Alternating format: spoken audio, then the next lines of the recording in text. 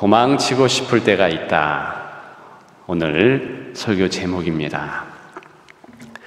허클베리 핀의 모험이라는 소설 많이들 아시죠? 참 재미있습니다. 어릴 때 밤을 새서 봤던 기억이 있고 지금도 또 보고 싶어요. 제목 그대로 헉이라는 소년이 위험으로부터 도망치며 모험을 하는 이야기입니다. 모험 이야기니까 당연히 흥미진진하겠습니다. 유명한 미국 소설가 해밍웨이는 모든 미국 문학은 마크 트웨인의 바로 허클베리 핀에서 나왔다, 이런 말을 했습니다. 역시 유명한 스코틀랜드의 문학가 앤드류 랭은 허클베리 핀의 모험은 낭만과 유머에 흠잡을 수 없는 보물이다 말했습니다. 그럼에도 불구하고 이 책이 처음 출판되었을 때는 불순하고 천박한 책이다, 이렇게 낙인이 찍혔었습니다. 그래서 일반 도서관 대출 금지 목록에 이름이 첫 번째로 올랐었습니다. 가장 큰 이유 중 한 가지는 주로 도망가는 이야기라는 것입니다.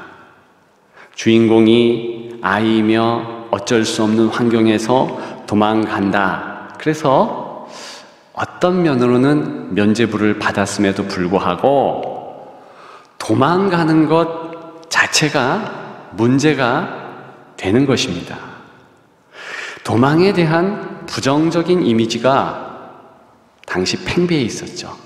그런데 그 당시뿐만이 아니라 지금 우리 시대도 그렇고 동서고금을 막론하고 대부분 문화에서는 도망은 패배자의 전유물로 보고 있습니다. 줄렐랑을 쳤다는 모습에서 긍정적인 것보다는 부정적인 모습, 특히 패배자의 모습을 볼 수 있다는 것, 당연한 것 아니겠습니까? 성경에도 도망의 상황이 참 많이 나옵니다. 도망자가 넘쳐납니다. 그런데 성경에는 도망에 대해서 그리 부정적이지도 않는 듯 여겨집니다. 오히려 도망자에 대한 관대함을 볼 수 있겠습니다. 이스라엘의 직접적인 시조가 된 야곱, 그는 도망자의 삶을 살았죠. 처음으로 고향 아비의 집을 떠날 때 도망자 모습으로 떠났습니다. 형 에서에게서 도망갔지요. 그리고 또 그 고향에 돌아올 때 외삼촌 라반에게서 야밤 도주를 했습니다. 도망자의 삶을 살았지요. 또 다른 히브리 민족, 이스라엘 민족의 건립에 직접적인 영향을 끼쳤던 모세, 이 사람도 역시 도망자였습니다. 애굽에서 도망했잖아요. 그리고 그 애굽에 돌아와서 또다시 도망할 때는 이스라엘 민족들을 거느리고 그리고 대거 탈출을 했지만 역시 탈출하는 면면을 보면 이거 도망하는 모습이구나, 그것을 잘 알 수 있겠습니다. 그래서 이스라엘 민족을 히브리 민족이라고 하는데, 이 히브리라는 뜻 자체가 강 건너 온 사람들, 즉 도망해 온 사람들, 이런 뉘앙스를 품고 있다는 것입니다. 그리고 보면 성경의 인물치고 도망 안 한 이가 없겠다 싶습니다. 아브라함, 요셉, 다윗, 엘리야, 요나, 베드로를 비롯한 12사도, 바울 다 도망한 경험이 있었습니다. 그런데 그 많은 이들에게 참 성경은 도망하는 그 도망자들에게 관대하다, 그런 뉘앙스를 펄펄 풍깁니다. 왜 관대할까요? 사실은 성경에서 인간을 도망자로 규정한다는 것입니다. 모든 인생, 모든 인간은 도망자일 뿐이에요. 우리가 잘 알고 있습니다. 최초의 인류 아담과 하와, 하나님 품에서 죄를 짓고 도망갔잖아요. 나무 그늘 뒤에 그래서 숨지 않았습니까? 그 이후에 도망의 역사, 인생의 역사였습니다. 사실 우리 예수님도 어릴 적 부모와 함께 애굽으로 도망하셨지요. 왜 아기 예수께서 도망하셨을까? 성탄절 즈음에 제가 이 부분에 대해서 설교했던 것이 생각납니다.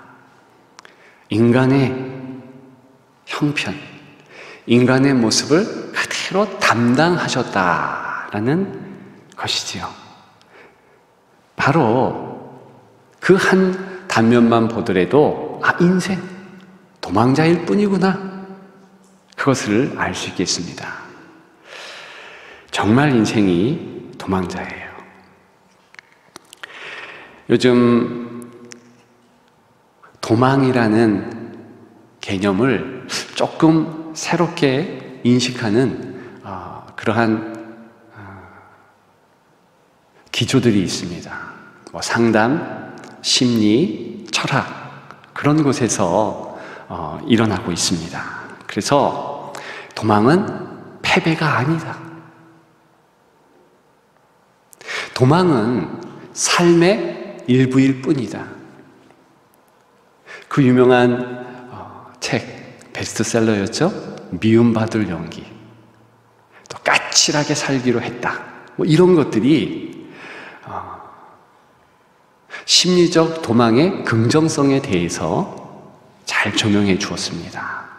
즉, 사람은 어느 정도 심리적이나마 나 이 부분에서 도망해야 돼, 그럴 때 안정감을 갖는다는 것입니다. 제가 산 증인이잖아요. 제가 고2 때 자퇴를 하게 되었습니다. 근데 그 당시 제 상황을 보면 굉장히 압박감을 느꼈어요. 공부에 대한 압박감도 없지 않았지만 특별히 가업에 대한, 가정 형편에 대한 압박감이 무척 컸습니다. 맏아들 컴플렉스라고 할까요? 저는 맏아들이 아니에요. 차자, 둘째입니다. 그럼에도 불구하고 이상하게 내가 아픈 아버지 대신으로 열심히 집을 돌봐야 된다, 이런 프레셔가 있었습니다. 압력이 있었어요. 거기에 대하여서 그때 괜찮아, 나 아니어도 돼, 이런 심리적 도망의 순간들을 만일 가졌다면 갑자기 그러한 학교를 떠난다는 무모한 결정을 할 수 있었을까? 또 온갖 사람들의 기대감, 아무개 공부 열심히 하고 학업도 성적이 있고, 이런 기대감이 있잖아요. 교회 성도들도 기대감들이 있었어요. 그런 것을 좀 어느 때는 털고, 이것은 타인들의 기대감이다, 부응 못하면 어떠랴, 그런 기대감에서 도망할 수 있는 심리적인 여지, 그런 순간순간 스스로를 달래면서 나아갔어야 되는데 그게 없었다라는 거죠. 어제 정책당에 또 2022년 하반기 목회 워크숍을 우리 목회자 또 장로님들 가지고 가졌습니다. 그런데 그때 어떤 사실을 나누었는가, 그리고 또 대비해야 되겠다 같이 이야기를 했는가, 이런 사실입니다. 2019년 12월 23일 국민건강보험공단 건강보험 진료 데이터 분석 결과, 되게 기네요. 분석 결과에 따르면 공황장애 질환으로 요양기관을 방문한 진료 인원이 2014년에는 93,525명이었는데 2019년 15만 9,428명으로 70.5%가 증가했다는 것입니다. 연평균 14.3%씩 늘어난 결과이고, 코로나 이후에는 더 증폭되는 과정에 있습니다. 연령별로는 40대 환자가 전체의 24.4%, 그리고 50대 20.7%, 30대 18.8%, 그러니까 30대에서부터 50대 환자가 전체 환자의 3분의 2가량을 차지했어요. 그러니까 30대, 50대의 이 불안장애, 엄청 스트레스 받는 그런 모습을 알 수 있겠습니다. 우리 교회의 교인들도 다르지 않아요. 성도라 해서 통뼈가 아니더라고요. 왜 이렇게 30대에서 50대에 어려움을 겪는가, 불안장애가 있는가? 첫째 꼽히는 이유가 자녀 교육, 자녀들에 대하여서. 그러면 어떻게 할까? 내년부터는 조금 이런 그룹들에 대하여서 목회적 다독임이, 돌봄이 좀 필요하겠다. 올 9월부터 이런 준비를 좀 하려고 합니다. 자녀 나이에 맞는 부모 세대로 구성된 순. 그러니까 기존의 순들이 다 있습니다. 지역과 전도자, 그렇게 중심으로 이루어진 순들이 있어요. 그 순들은 그대로 가고, 그 가운데서 영합으로부터 고3, 요 연령층에, 그 연령층이 주로 30대, 40대, 50대예요. 이 가운데서 혹시 원한다면 이렇게 모든 패키지로 묶는 겁니다. 영아부 몇 순, 그 다음에 유치부 몇 순, 이런 식으로 고3, 고2, 고1 몇 순, 이렇게 해서 같이 이런 자녀 돌봄에 대한 고민을 나누되 적극적으로 같이 나눌 수 있도록. 그리고 요즘에 1인 세대가 굉장히 많아지고 있습니다. 우리 청주는요, 인구 대비 압도적 1위예요. 그래서 이제 싱글 혹은 1인 세대 순도, 또 그리고 다문화순, 이미 우리 교회는 이제 유학생들, 특히 중국인 유학생들을 이렇게 묶어준 그런 순들이 없진 않지만, 이제 베트남, 이제 한국어 교육을 통해서 베트남인들도 이렇게 좀 묶으려고 하는 그런 노력들이 있습니다. 그래서 그런 다문화 순들도 이렇게 좀 묶어줘서 조금 더 교회가 능동적으로 이런 성도들의 불안, 고민, 여기에 도움이 돼야 되겠다. 그런 마음들을 나눕니다. 그 이전에 성도들이요, 여러분들이 다 해야 할 책임이 없습니다. 좀 심리적으로나마 도망하셨으면 좋겠어요. 성경에 보면 하나님께서는 도망자 인생에 대하여서 관대하십니다. 심지어는 하나님 품을 떠난 아담, 하와, 탕자 누구라 할지라도 넉넉한 가슴으로 안아주십니다. 타인들이 여러분들에게 너무나 많은 기대감을 갖고 있습니까? 거기에 부응해야 된다, 그런 강박관념이 있습니까? 좀 내려놓으시라. 하나님 안에서 자유하시라. 하나님께서는 이렇게 선택할 수 있도록, 어떤 부분은 너 내려놔도 괜찮아. 그 성경에 보면 사명자들도 도망간 것을 볼 수 있습니다.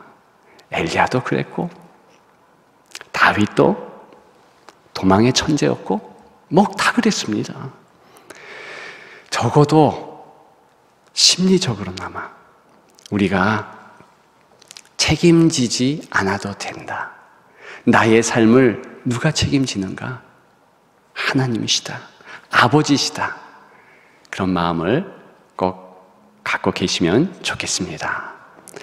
여러분, 그런데 오늘 본문은 도망이 선택이 아니라는 상황을 말해주고 있습니다. 성경의 많은 부분은 도망이 선택적이에요.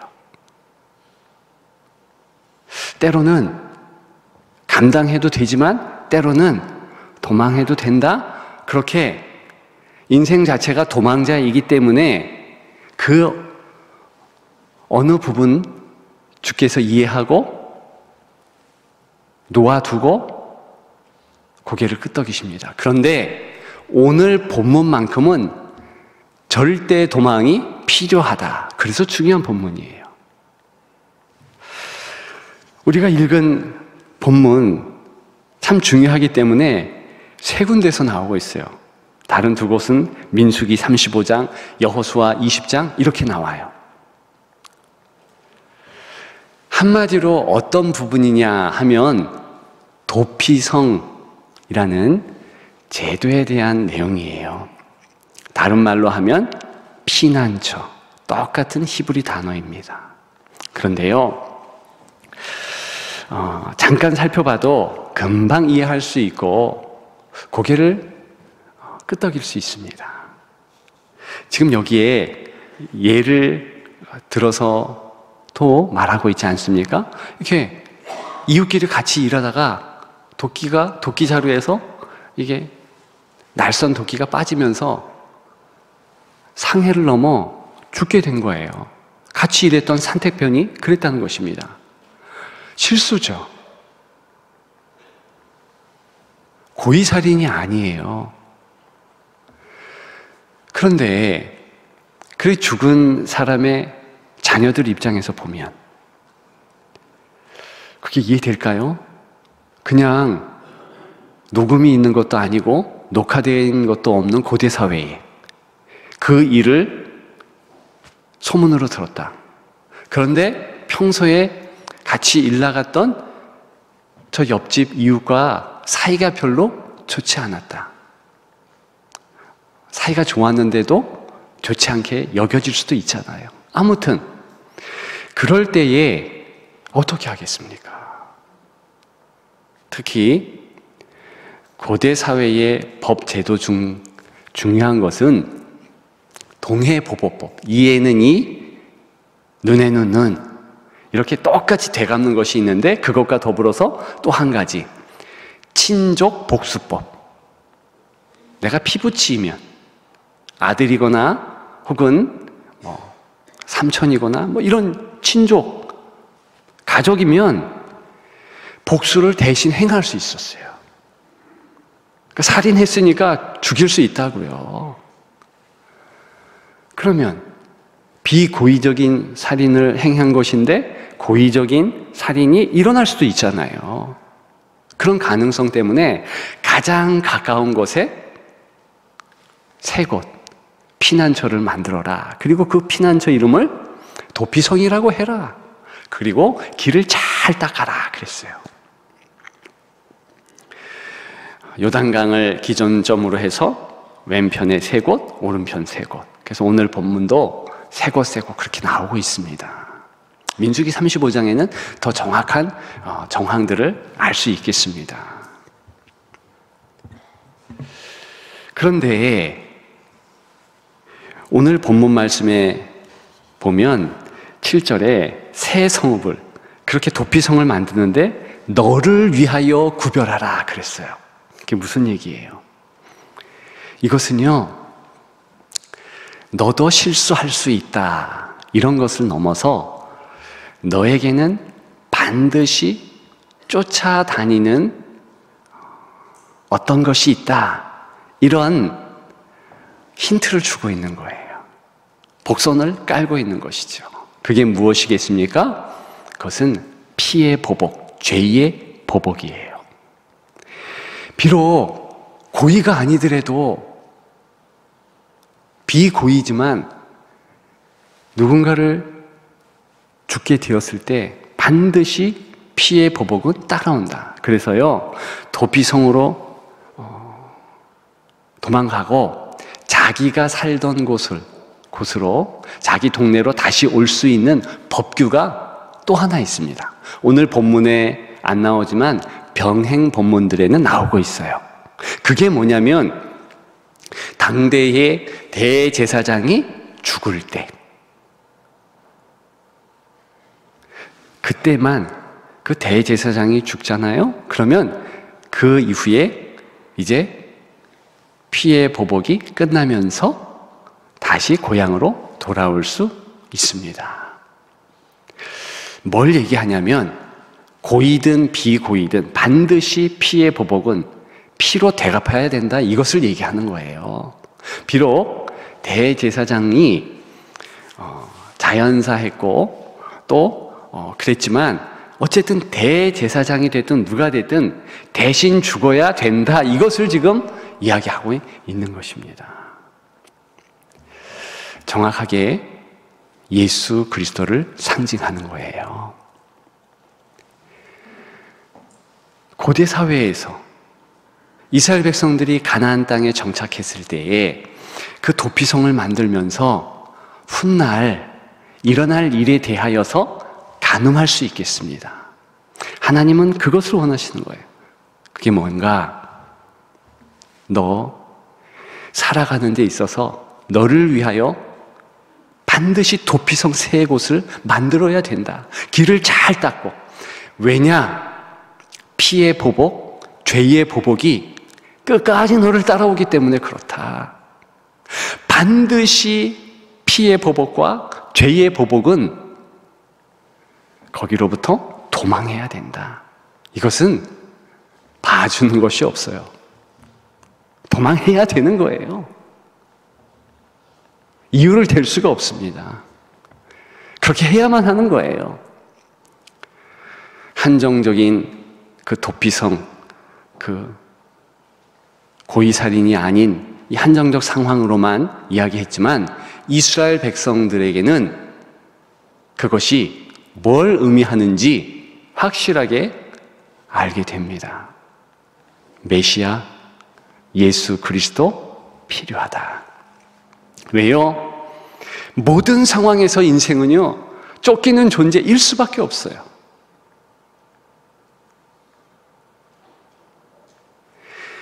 죄의 보복에 쫓깁니다. 그것은 다시 얘기하면 피의 보복이라고 말할 수 있겠습니다. 도망자의 신세인 거예요.